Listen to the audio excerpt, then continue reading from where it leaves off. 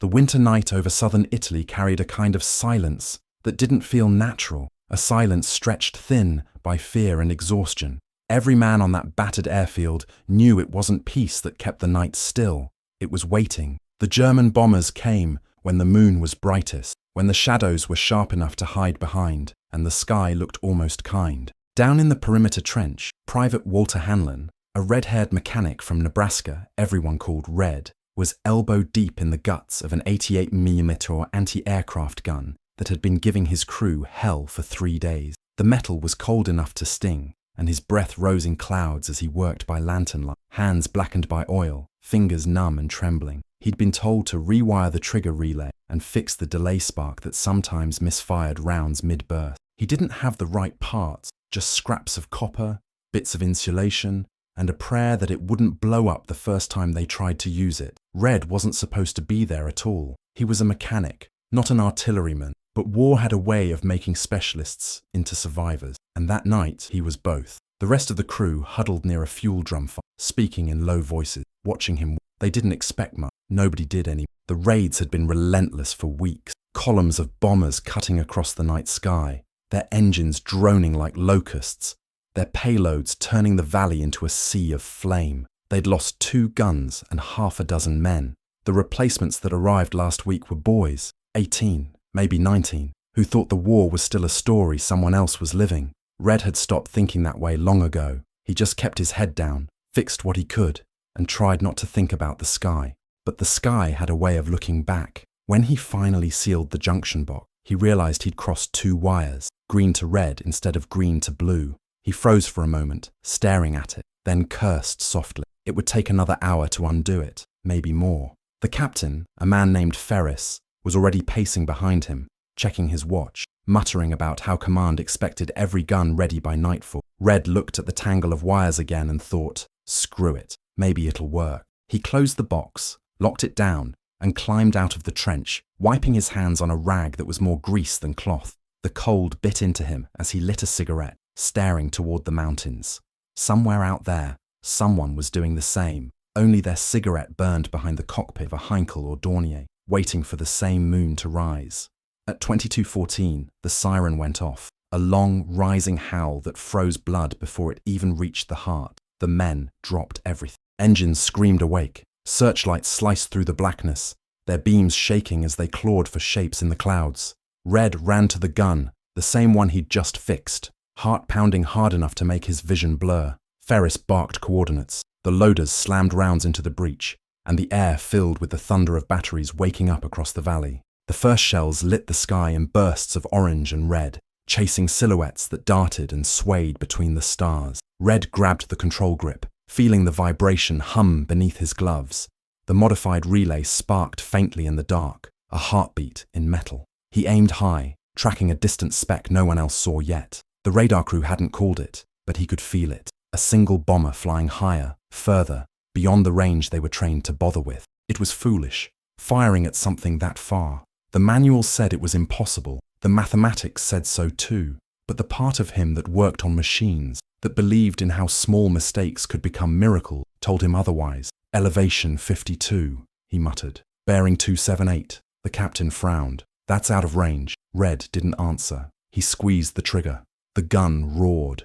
The recoil drove the carriage deep into the frozen earth, rattling bolts and teeth alike. The round climbed, its tracer glowing faintly, slower than usual, as if reluctant to rise. The crew followed its arc in silence, all of them knowing it wouldn't hit anything. It disappeared into the dark. For a long, unbearable moment, nothing. Then a bloom of light on the horizon, small at first, then swelling. An orange flower bursting in the distance, followed by a low, rolling thunder that arrived seconds later. One of the bombers shuddered, dipped, and began to break apart mid-air. The crew gasped. Some laughed. Others cursed in disbelief. Red didn't move. He just watched the sky burn. When the radio confirmed a confirmed kill at 12,000 yards, double the range of any previous hit, no one spoke for a while. Ferris looked at Red, at the still smoking barrel, then at the control box with its mismatched wires. What the hell did you do? He asked. Red didn't answer. He didn't know what to say. He'd wired it wrong. That was all. Wrong in every way that made sense.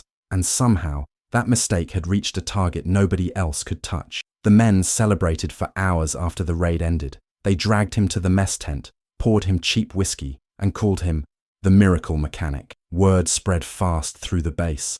One lucky shot, one impossible kill. But when the others slept, Red went back to the trench. He stared at the gun, its steel still warm, its smell still sharp. He ran his hand along the cold metal and whispered, "You and me, we just got lucky." The night didn't answer. It never did. If you're watching this story now, tell me, where in the world are you seeing it from? Drop your city or country in the comments below. By dawn, the airfield smelled of smoke, coffee, and disbelief. The men had slept where they fell, some in trenches, others on crates, a few still clutching their helmets, as if the raid might return in their dreams. A haze drifted above the valley, soft and orange, the lingering ghost of explosions that had lit the night. When the first trucks rolled in from headquarters, carrying officers and clerks, Red knew the peace wouldn't last. They came with notebooks, cameras, questions, the kind that didn't sound like curiosity, but like suspicion. The miracle shot had already reached command before sunrise. Nobody believed it, not really. The report said an 88mm had taken down a bomber at nearly twice its effective range, and the words, "possible error in telemetry," had been scribbled across the page before anyone had seen the gun itself. Captain Ferris tried to keep the visitors away from Red, but they found him anyway. He was sitting on a crate, staring at his hands, when a lieutenant with polished boots and a too-clean uniform asked him to explain exactly how he'd wired the firing system. Red looked up, eyes bleary from a sleepless night, and said, "Wrong." The lieutenant blinked. "Wrong." Red nodded. "Backwards. Crossed leads. Shouldn't have fired at all." The man didn't write that down. He just gave a polite smile and moved on, muttering something about calibration errors and fluke trajectories. To them, miracles didn't exist unless they could be measured. The gun became a relic overnight. Mechanics from other batteries came to see it, running their fingers along the barrel, counting the holes, asking questions Red didn't care to answer. Some swore it must have been divine luck. Others said it was sabotage or a secret upgrade. Rumors spread faster than smoke. By the second day, the story had turned into something else entirely. The Germans were testing new bomber armor, and Red's shot had found the flaw. The shell had been blessed by a chaplain before loading. Ferris had used classified targeting data stolen from the Luftwaffe. The truth was simple and ugly, but nobody wanted that. The truth didn't make good stories. Red began spending his evenings alone, sitting near the perimeter fence, listening to the hum of generators and the far-off chatter of pilots gambling for cigarettes. He didn't like the way people looked at him now, with awe or envy or that uneasy mix of both. He wasn't a hero, but the others needed one. Every war does. The younger soldiers followed him around, like he carried the secret to staying alive. One of them, a kid named Mendez, asked if he could touch the gun before the next raid for luck. Red told him luck had nothing to do with it. Mendez smiled anyway and said, "Still can't hurt." When the next briefing came, Ferris told the crew they'd be repositioned closer to the northern ridge, higher ground, better visibility. But Red noticed something else in his captain's eyes. Ferris had always been sharp, decisive, but now there was hesitation, like he wasn't sure what kind of men he was leading anymore. They'd all seen something impossible, and once a man sees that, he starts questioning everything else that's supposed to be true. Red felt it too. Every time he touched the firing lever, he thought of those crossed wires, of how one wrong move could have killed them all, or saved them again. He didn't know which scared him more. A letter arrived from home that week. It was from his sister, written in pencil on thin paper that smelled faintly of soap. She'd heard about his heroics from a local newspaper that somehow got the story. They called him the Nebraska Marksman. He laughed when he read it, a low, hollow sound that didn't reach his eyes. The letter talked about pride, about how the town had put his photo in the post office window, about how the kids there now wanted to fight like Red Hanlon. He folded the paper and put it in his pocket, staring at the ground until the cigarette between his fingers burned down to nothing. A few nights later, when the searchlights began their slow arcs across the clouds again, Red's gun stood silent. The radar picked up a formation heading their way, but Ferris didn't order the first shot. He waited. Maybe he wanted to see if lightning could strike twice. Red adjusted the circuits quietly, this time careful, this time correct. He didn't want another miracle. He wanted proof that the world still made sense. When the first bombs fell miles away, shaking the earth beneath their boots, Ferris finally shouted, "Fire!" The guns roared, round after round cutting the sky, each one bright and futile. None hit, not one. When the raid was over and the valley burned again, Red sat beside the gun, smoke curling around him, eyes fixed on the control box. He opened it, stared at the neat, perfect wiring, and felt a cold knot in his chest.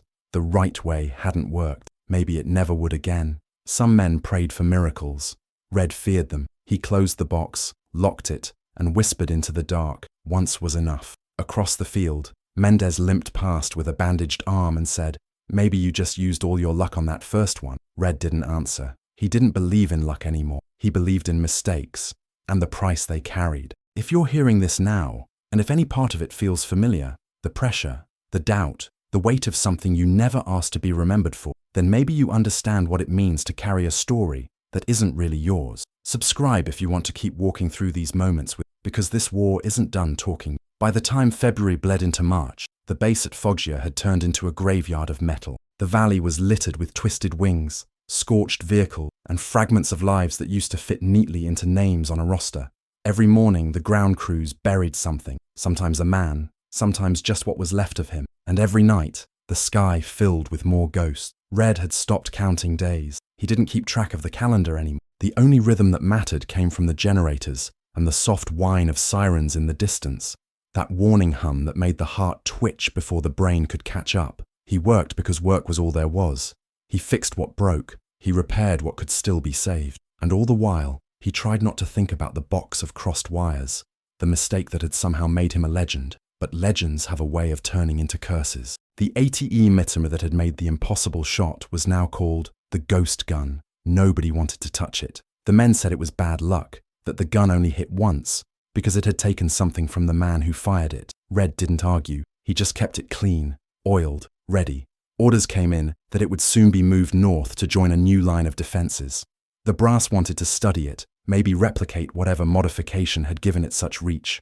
Red tried to tell them there was no modification, no secret. They didn't listen. Nobody ever does when they think they've found a miracle they can weaponize. That morning, before the trucks arrived, Red sat near the gun and watched the fog creep in from the field. The sun hadn't yet burned through, and the world looked like it was made of smoke. Somewhere, a radio played a song too cheerful for the hour, and the tune drifted across the mud like something from another lifetime. He closed his eyes and could almost pretend he was home again, until the first explosion tore through the illusion. It started without sirens this time. The first bomb landed a mile out, then another, closer.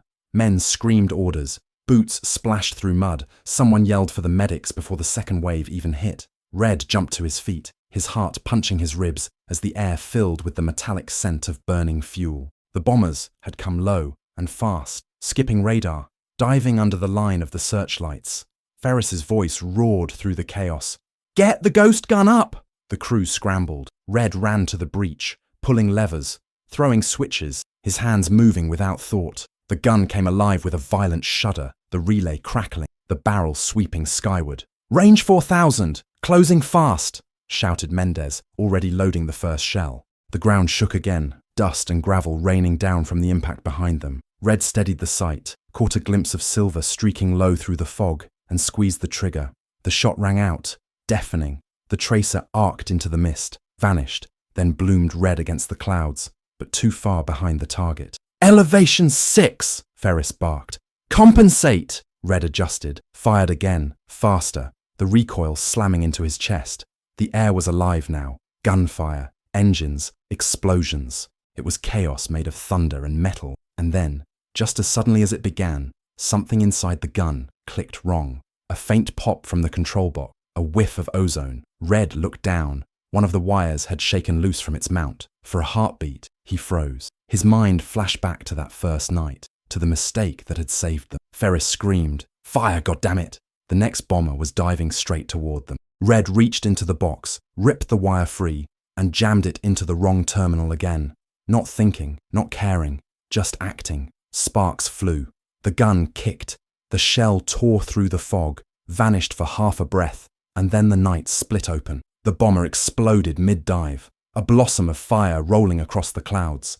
The shockwave knocked Red off his feet, the crew ducking under the blast wave as debris rained down like molten hail. The wreckage crashed into the far ridge, scattering flames across the snow. For a moment, there was nothing. No orders, no words, no breath, just the sound of burning. When Red stood up, his ears ringing, Ferris was staring at him with that same look as before, a mix of awe and something darker. "You did it again," he said quietly, almost like an accusation. Red didn't answer. He just looked at the control box, where the wires glowed faintly from heat. "It's not me," he finally said.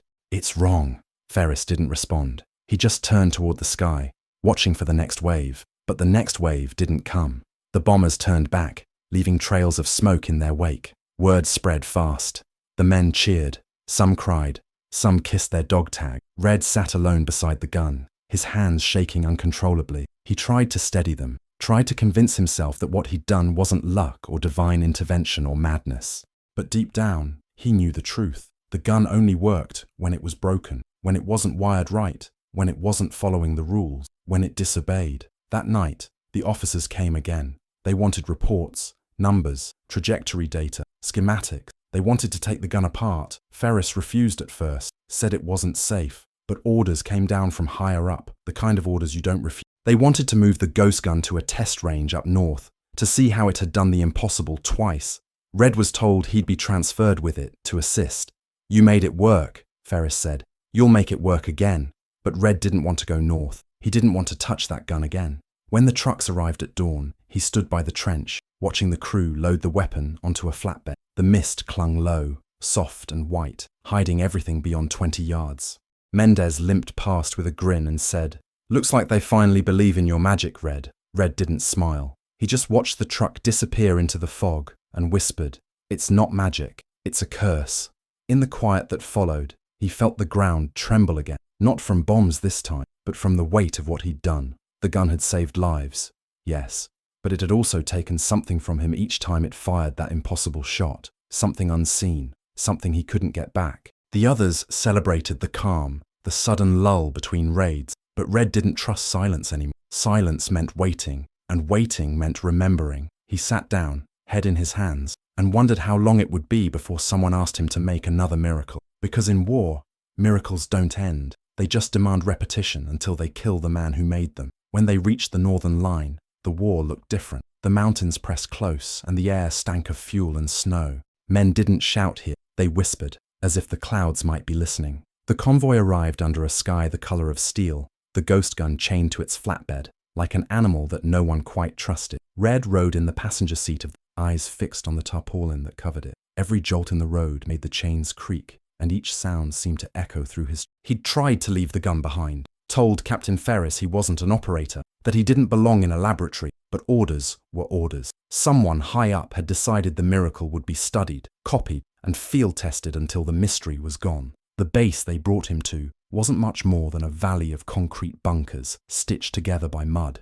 Inside one hangar, engineers swarmed around the weapon like bees around a strange flower. They took notes, measured voltages, argued over trajectories. Red stood by silently as they peeled back the casing, tracing the wiring like surgeons examining a heart. When they found the crossed leads, the ones that shouldn't have been there, someone laughed and said, "That's it? That's your secret?" They rewired it the correct way, tested it on an empty range, and hit nothing. They fired again, recalculated, changed the charge, still nothing. The officers grew restless. Numbers didn't lie, they said. The gun should have been perfect, but nothing about the war was perfect. For days, they kept at it. Red tried not to watch, but the sound of each misfire clawed at him. He wanted to tell them to stop, that maybe some things worked only when they weren't understood. But no one listened to a mechanic with trembling hands. Finally, one of the engineers approached him and said, "Show us how you did it, just once."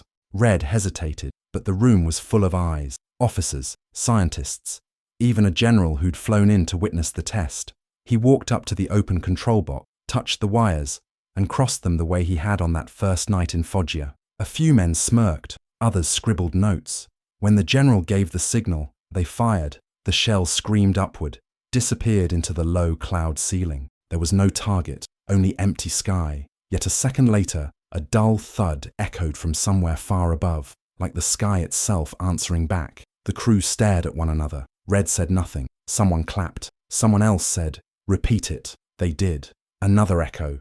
Another impossible arc. The laughter grew nervous now. It wasn't supposed to work. Command decided to test it under real conditions. The next week, word came that an enemy formation was expected to cross the northern pass. The gun would be positioned there, Red in charge of the wiring. Ferris protested. But his rank didn't matter here anymore. Red spent the night before the test sitting beside the weapon, staring into the fog that curled around the mountain. He thought about home, about his sister's letters, about the way luck had turned into a burden heavier than any shell. When dawn came, the valley hummed with engines. Spotters called out bearings. Radios crackled with orders. Red closed the box, crossed the leads once more, and waited. The planes came in high, their outlines faint against the morning light. The officers barked commands, numbers, angles. Red barely heard them. He felt the same pulse through the steel that he'd felt months before, the vibration of something alive. The first shot went out clean, straight, vanishing into the thin air. A heartbeat later, one of the distant shapes flared and drifted downward, a trail of smoke behind it. The mountain echoed the impact, thunder in a hollow drum. The officers stared, mouths open, until the general muttered, "Do it again." Red obeyed. The second shot followed the first. Another hit. The observers shouted, their excitement teetering on disbelief. But Ferris saw the color drain from Red's face. Each firing seemed to pull something from him. His hands shook, his breathing slowed. After the third round, he slumped against the carriage, pale as ash. Ferris caught his arm. "Enough," he said, but the general overruled him. They wanted more data, more proof, more miracle. By noon, the sky was clear again. 3 bombers had fallen where no rangefinder could claim credit. The reports would speak of innovation, of new potential in American engineering. Red knew better. He sat in the snow beside the gun, listening to it cool, the metal ticking softly like a clock running down. Ferris crouched beside him and asked, "What happens if they build more of these?" Red didn't answer. He looked at the crossed wires and said, "They won't work unless they're wrong." Ferris frowned. "Then maybe we should let them stay that way." That evening, technicians packed up the gun for transport. The general congratulated everyone and left by jeep, already thinking about factories and patents. When night fell, Red stayed behind, alone with the machine. The snow covered its tracks, the mountain wind whispering through the cables. He reached into the control box one last time, uncrossed the wires, and closed it for good. In the dark, the gun sat silent, a perfect thing once more, and perfectly dead. Tell me something in the comments. Do you believe that every miracle has a cost? Write the words, "Every miracle has a price," if you do. By the next morning, the mountain was wrapped in a grey mist that blurred every edge of the world. The trucks were gone, taking with them the generals, the scientists, and the ghost gun packed inside its steel crate. What remained were the echoes. They lingered in the frost, in the metal prints pressed deep into the snow, in the way every bird seemed to avoid flying over the ridge. Captain Ferris and what was left of the crew were ordered back south to regroup with the 45th Battalion. But the order didn't carry the weight it once had. The war was shifting. Lines on maps were moving faster than men could follow. Red rode in silence in the rear of the convoy, his hands wrapped in a blanket that smelled faintly of oil and cold metal. Each jolt of the truck rattled through his bones, and in every vibration he thought he could still hear the pulse of that gun, faint but insistent, like a heart that refused to die. When they reached the lowlands, the air was warmer, heavy with the smell of wet earth and diesel. The base at Barry was a different kind of chaos. Planes stacked wing to wing, engineers shouting over engines, officers arguing about supply routes. To the new recruits who hadn't seen combat, Red was still a name that carried weight. "That's the guy who hit the impossible shot," someone whispered as he passed. He didn't correct them. It wasn't worth it. He just found an empty bench near the hangars and sat there until the sun dropped behind the tents. Ferris joined him, tossing a tin cup of coffee his way. They drank without speaking for a long time. Finally, Ferris said, "They'll never stop chasing it, you know. Whatever it was you did." Red kept his eyes on the horizon. "They'll build it again," he said. "Only this time they'll make sure it's perfect." Ferris gave a tired laugh, and perfect never worked. That night, Red dreamed of the mountain, the snow turning red, the sky splitting open. He woke, drenched in sweat, his throat raw, the echo of the last explosion still ringing in his skull. Outside, the camp was restless. The sound of trucks leaving, the mutter of news spreading through the ranks. The war was nearing its turning point. Everyone said so. But to Red, it felt endless.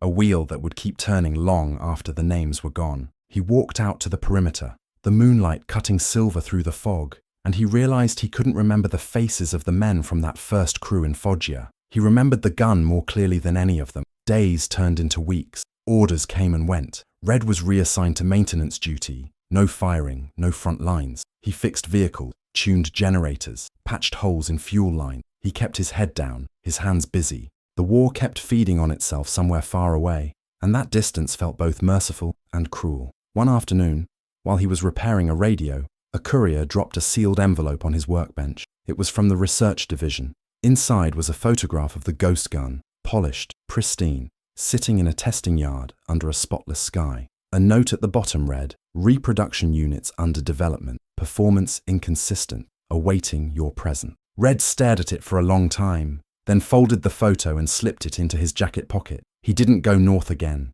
Instead, he started writing letters to his sister, not about the war, not about the gun, but about the fields back home, about how the corn must be high by now, about the sound of rain on the tin roof of their old house. He wrote because words were the only way to keep something human inside him. Each letter felt like a small rebellion against the machinery that had swallowed everything else. The men around him called it healing. Red called it pretending. One evening, as the sun fell red behind the hills, Ferris approached with new orders. "They're rotating us home soon," he said. "Maybe a few weeks." Red nodded, but he didn't smile. "You ever think about what happens when we get there?" Ferris looked at him, puzzled. "We live, I guess." Red shook his head. "We remember. That's what happens. We remember until it eats us alive." Later, when darkness settled, the airfield quieted to a slow hum. Red walked alone to the edge of the camp where the ground still carried scars from old bomb craters now filled with water. He knelt beside one and looked at his reflection, trembling on the surface.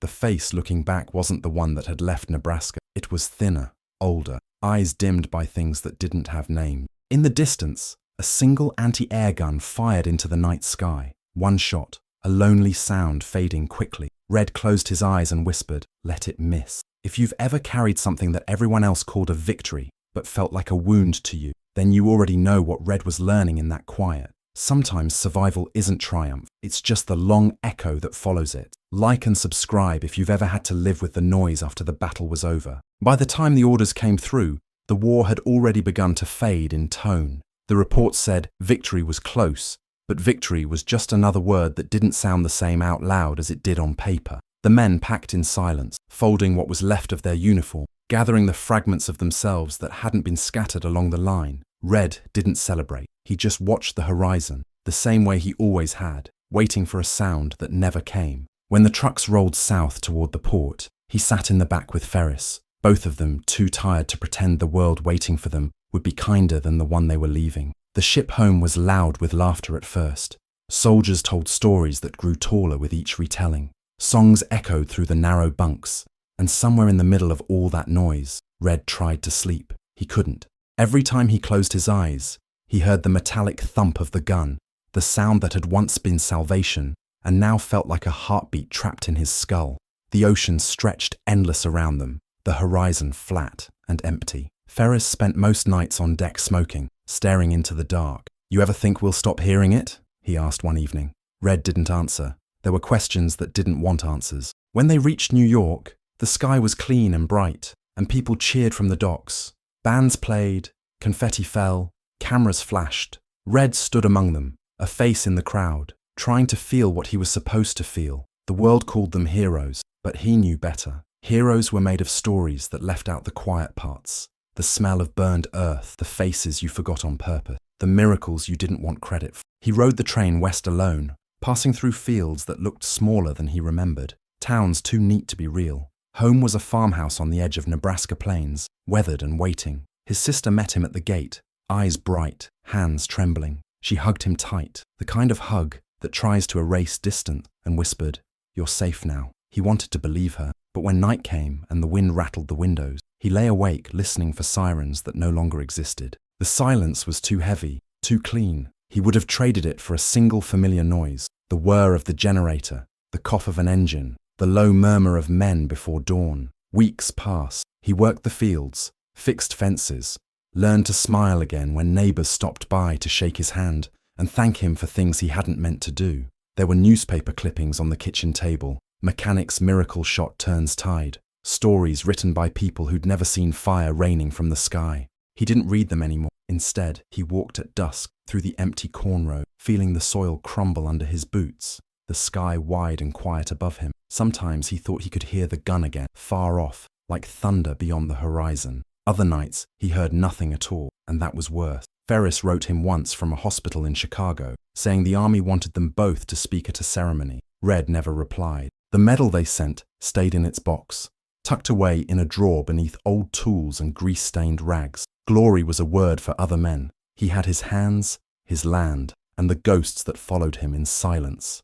That was enough. Winter returned before he realized how much time had passed. The fields went bare, the air sharp and still. One evening, he sat by the window, watching snow drift across the yard, and thought of the mountain, the cold, the white, the gun that had worked only when it wasn't right. He wondered if maybe people were the same way. If being broken was the only reason anything ever worked at all. If you've ever come home from a place that refused to let you go, you know that peace doesn't arrive all at once. It comes in pieces, small and uncertain, like the quiet after a storm. Sometimes that's enough. Sometimes it has to be. Spring came slowly that year, uncertain, as if the earth itself had forgotten how to thaw. Red worked through it the way he always had, steadily, quietly, with his hands deep in the dirt. The fields came alive in patches, rows of green pushing through brown soil, and with every sunrise, he felt the pull of something softer, something he hadn't dared to name in years.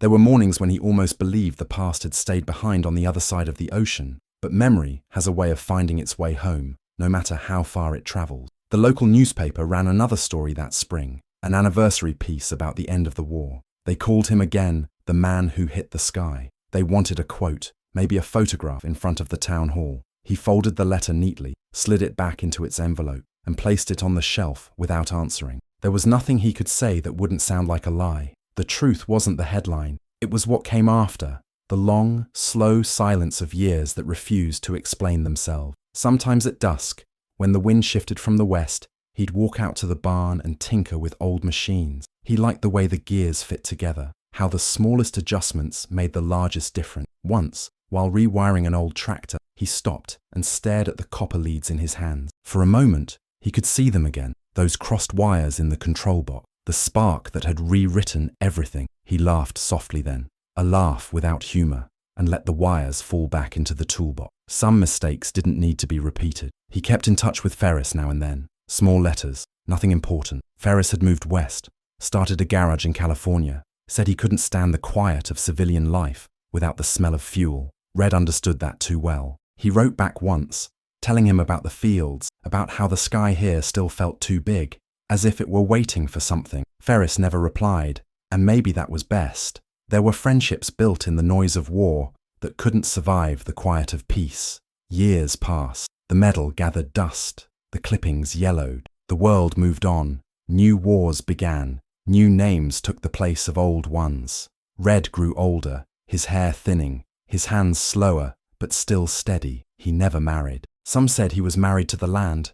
Others said he just couldn't find a place for himself anymore. Both were true in their own way. One evening, long after sunset, he sat on the porch watching lightning far off on the horizon. The thunder rolled in faint waves, and for a moment it sounded like artillery again, like ghosts calling across distance. But there was no fear in it now, only recognition. He realized then that the sound didn't belong to the war anymore. It belonged to the world, the same way the wind did, the same way silence did. It was part of everything, and so was he. He closed his eyes and let the thunder fade. Somewhere inside him, that gun finally went quiet. If you've followed this story all the way here, take a second before you scroll past. Think about what it means to outlive the things that once defined you. Leave a like if you felt it. Subscribe if you want more stories like stories that remember not just the battles, but the people who carried them long after the noise stopped. Spring came slowly that year, uncertain, as if the earth itself had forgotten how to thaw. Red worked through it the way he always had,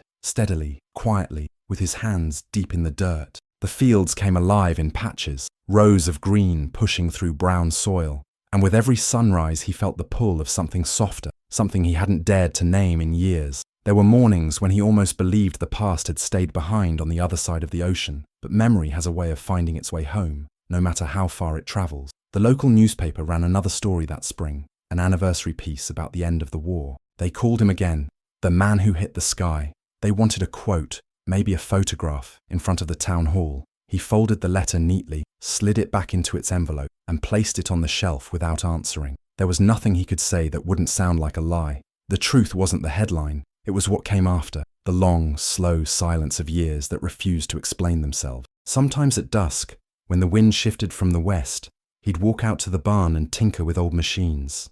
He liked the way the gears fit together, how the smallest adjustments made the largest difference. Once, while rewiring an old tractor, he stopped and stared at the copper leads in his hands. For a moment he could see them again, those crossed wires in the control box, the spark that had rewritten everything. He laughed softly then, a laugh without humor, and let the wires fall back into the toolbox. Some mistakes didn't need to be repeated. He kept in touch with Ferris now and then. Small letters, nothing important. Ferris had moved west, started a garage in California, said he couldn't stand the quiet of civilian life without the smell of fuel. Red understood that too well. He wrote back once, telling him about the fields, about how the sky here still felt too big, as if it were waiting for something. Ferris never replied, and maybe that was best.